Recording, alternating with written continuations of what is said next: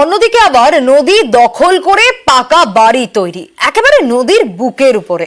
বনগাঁর দীনবন্ধু নগরে ইছামতির উপরেই তৈরি হয়েছে দোতলা বাড়ি। বেআইনি বাড়ি নিয়ে আজব যুক্তি মালিকের পরিবারের।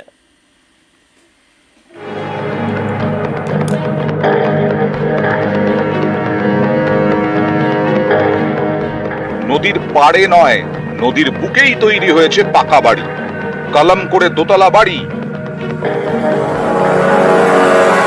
এ ছবি উত্তর 24 পরগনার বনগাঁর ইছামতির ওপরে পাকা বাড়ি করেছেন বনগাঁর দীনবন্ধু নগরের বাসিন্দা নিমাই কর। নদী বয়ে চলে নিজের ছন্দে, সেই পথেই কংক্রিটের নির্মাণ। এ নিয়ে বাড়ির মালিকের ছেলের মুখে আজব যুক্তি। আমার বাবা করেছে, আর গাড়ি মানে বাড়ি আমাদের এই তো গার্ডওয়াল এই তো মাঝে হালে হয়েছে, এর আগে তো ছিল না। বাড়িটা তো গার্ডওয়ালের পরে করা হয়েছে। বাড়ি গার্ডওয়ালে ওইটা পরে করা হয়েছে, আগে ছিল মানে ওই পায়খানা বাথরুম যে নিচে ওটা আগের থেকে। রুটি রোজি সব নদীর সাথে টাচ, আমাদের নৌকা ফৌকা সবকিছু মানে থাকে ওদিকে, নদীতেই থাকে, মানে দেখাশোনার একটা ব্যাপার থাকে। তো ওর জন্যই করেছে, আর করিনি তো আমি, আমার বাবাই করেছে।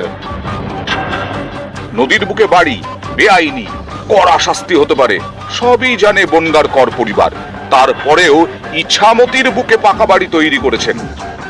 গার্ডওয়ালের পরে যে বাড়িটা করেছেন আপনারা, সেটা কি করা ঠিক হয়েছে? ঠিক হয়নি। মানে এটা জানতেন যে ওটা বেআইনি হচ্ছে, করছেন? এটা তো খাস দামে কোনো ইয়েই নেই। না না, আপনার তো নদীর মধ্যে তো ওটা। আমার নদীর ভিতরে। হ্যাঁ, তা সেটা কি করা যায় নদীর মধ্যে বাড়ি? করা যায় না তো। জেনে শুনেই করেছেন? হ্যাঁ, জেনে শুনেই করা। মানে আপনি করা যায় না জেনেই করেছেন? ইছামতির ঘাটে ফেরি চালান, তাই নদী দখল করে বাড়ি করেছেন। এভাবে চললে নদীটা থাকবে তো, নৌকো চলবে তো?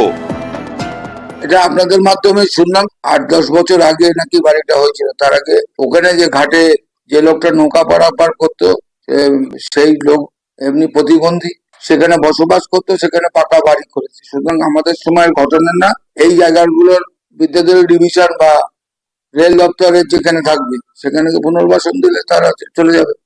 এই বাড়ির বিরুদ্ধে ব্যবস্থা নেওয়া হবে জানিয়েছেন বনগাঁ পৌরসভার পৌরপিতা গোপাল শেঠ। কিন্তু সংকীর্ণ হয়ে যাওয়া ইছামতি কি সংস্কার হবে? উত্তর 24 পরগনার বনগাঁ থেকে অনিরুদ্ধ কীর্তনিয়া, নিউজ 18 বাংলা।